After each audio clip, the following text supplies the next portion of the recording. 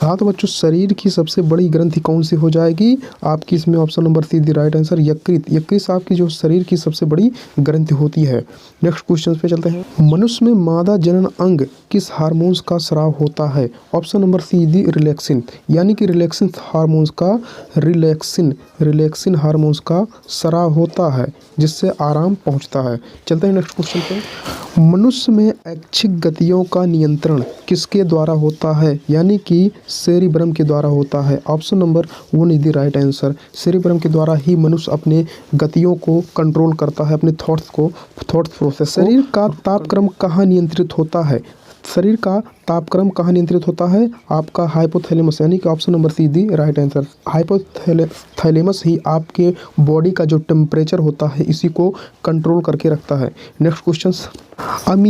Amoeba में भोजन का अंतर्ग्रहण किसके द्वारा होता है? यानी कि अमीबा जो होता है किसके द्वारा भोजन ग्रहण करता है? तो इसमें option number 1 is the right answer. कूटपाद के द्वारा ये भोजन ग्रहण करता है। Option number is the right answer. Next questions. निम्नलिखित में कौन सा एंजाइम लार में पाया जाता है? इसमें से कौन सा एंजाइम है जो लार में पाया जाता है? तो आपका टाइलिन एंजाइम ही लार में पाया जाता है, यानी कि ऑप्शन नंबर सी दी राइट आंसर। टाइलिन एंजाइम जो होता है आपके लार में पाया जाता है, जो कि भोजन को पचाता है। चलते हैं नेक्स्ट क्वेश्चन पे। वह प्रक्रिया जिसके द्वारा मनुष्य श्वास ग्रहण करता है तथा छोड़ता है, यानी कि ऑक्सीजन लेता है और CO2 बाहर निकालता है, इस प्रक्रिया को हम कहते हैं श्वासोच्छ्वास, यानी कि रिस्पायरेशन। इंग्लिश में इसको बोलेंगे रिस्पायरेशन, यानी कि सांस लेने और छोड़ने की प्रक्रिया को हम लोग श्वासोच्छ्वास के नाम से जानते हैं। चलते हैं नेक्स्ट क्वेश्चन पे। ऊर्जा उत्पादन के लिए कोशिका प्रायः किसका प्रयोग करती है? यानी कि जो ऊर्जा कोशिका, कोई भी कोशिका जब ऊर्जा का उत्पादन करती है तो कौन से एंजाइम्स का प्रयोग करती है? तो आपका option number B is the right answer, यानी कि ग्लूकोज का प्रयोग करता है कोई भी कोशिका ऊर्जा के उत्पादन के लिए। चलते हैं नेक्स्ट क्वेश्चन पे। अभिक्रिया द्वारा पौधे में ऑक्सीजन बाहरी वातावरण से कोशिका में पहुंचता है। ऐसा क्वेश्चन है कि सब क्रिया में पौधे में ऑक्सीजन जो है बाहरी वातावरण से कोशिका में पहुंचता है। तो आपका option number be the right, विसरण के द्वारा ही ऑक्सीजन बाहरी कोशिका से, बाहरी वातावरण से किसी भी पौधे में पहुंचता है, यानी कि option number be the right answer हो जाएगा। चलते हैं नेक्स्ट क्वेश्चन पे। श्वसन की अभिक्रिया में खाद्य पदार्थों की परिणति क्या होती है? यानी कि जब श्वसन होता है तो हमारा जो भोजन पदार्थ होता है उसका क्या होता है? संगठन होता है या विघटन? तो option number 1 is the right answer. इसका विघटन होता है, यानी कि कोई भी खाद्य पदार्थ है तो उसका क्या होता है? विघटन होता है, यानी कि अलगाव हो जाता है। वो कई छोटे छोटे अणुओं में टूट जाते हैं श्वसन की क्रिया के दौरान। तो option number 1 is the right answer. चलते हैं नेक्स्ट क्वेश्चन की ओर। पदार्थों का पौधे में स्थानांतरण का मुख्य रूप कौन सा होता है? खाद्य पदार्थों का पौधे में स्थानांतरण का मुख्य रूप कौन सा होता है? Option number C is the right answer, sucrose ही होता है। चलते हैं नेक्स्ट क्वेश्चन पे। एक स्वस्थ मनुष्य में का रक्तचाप कितना होता है? एक स्वस्थ मनुष्य का रक्तचाप 120 से 80 mg होता है, यानी कि option number be the right होता है। इस 120 से ऊपर जब आपका रक्तचाप हो जाता है तो इसको हम हाइपरटेंशन के नाम से जाना जाते हैं। चलते हैं नेक्स्ट क्वेश्चन की। सबसे बाहरी झिल्ली क्या है? ड्यूरामीटर होता है। Option number C is the right answer.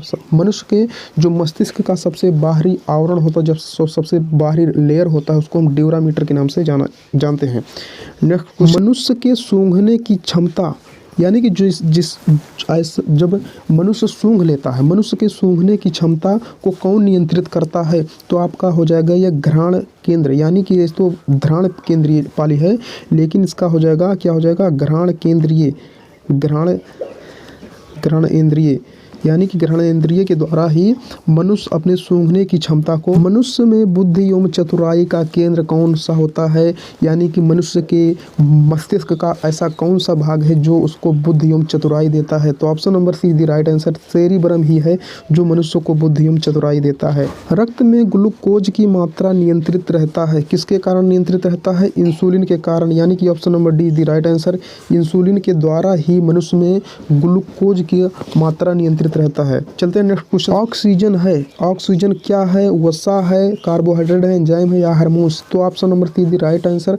ये एक एंजाइम है, वसा एक एंजाइम है। जैव प्रक्रम के अंतर्गत कौन आता है? तो जैव प्रक्रम के अंतर्गत आपका पोषण भी आता है, उत्सर्जन भी आता है, श्वसन भी आता है, यानी कि ये सभी ऑप्शन आपके सही हैं। ऑप्शन नंबर डी दी राइट, सभी जो है जैव प्रक्रम के अंतर्गत ही आते हैं। ऑप्शन नेक्स्ट क्वेश्चन, गोबर छत्ता किसके अंतर्गत आता है?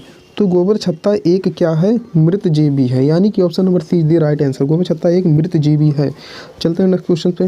वायुमंडल में सामान्यतः CO2 पाया जाता है, यानी CO2 कितने % पाया जाता है? देखिए ना, यहाँ पे है ऑप्शन नंबर ए में 78%, यानी कि नाइट्रोजन जो है 78% पाया जाता है, ऑक्सीजन जो है 21% पाया जाता है, अन्य जो है अन्य 4% पाए जाते हैं, जबकि CO2 जो होता है 0.03% पाया जाता है, यानी कि option number D is the right answer.